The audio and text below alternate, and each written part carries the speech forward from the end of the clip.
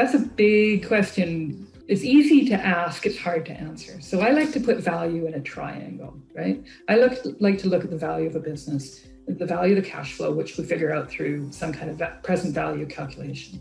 And then I like to look at the value of the assets. And so when I look at the business assets, I think of, if it's a courier company, it's got courier trucks, or if it's a professional services company, it doesn't have a lot of tangible assets, right? It's got computers and phones. So you have to be able to understand the value of the assets, and those can be tangible and intangible assets. And my best example for intangible assets is Google. Everybody knows Google, right? I think it's actually called Alphabet. But the value of Google is not dependent upon the value of their cloud computing servers and the other tangible assets they have. The value of Google is actually in the algorithm that makes the search box run, right? That's where the value lies, and that's an intangible asset. You can't see it, you can't touch it, but you do know it's there because that's how they make their money, and that's how we all get the information that we want when we enter something and Google it, right?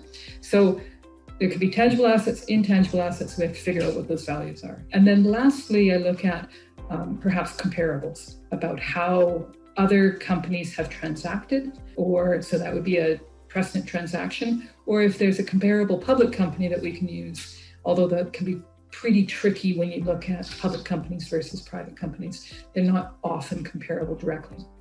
So back to the triangle, I look at the value of the cash flow, I look at the value of the assets, and then I look at what that market value might be, and I put that value inside the triangle.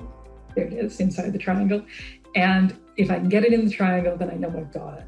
So I don't look at one metric, because that would be a very thin slice of a very complex picture. Businesses are complex. Why should the value be easily and simply defined by a single filter? Doesn't make any sense.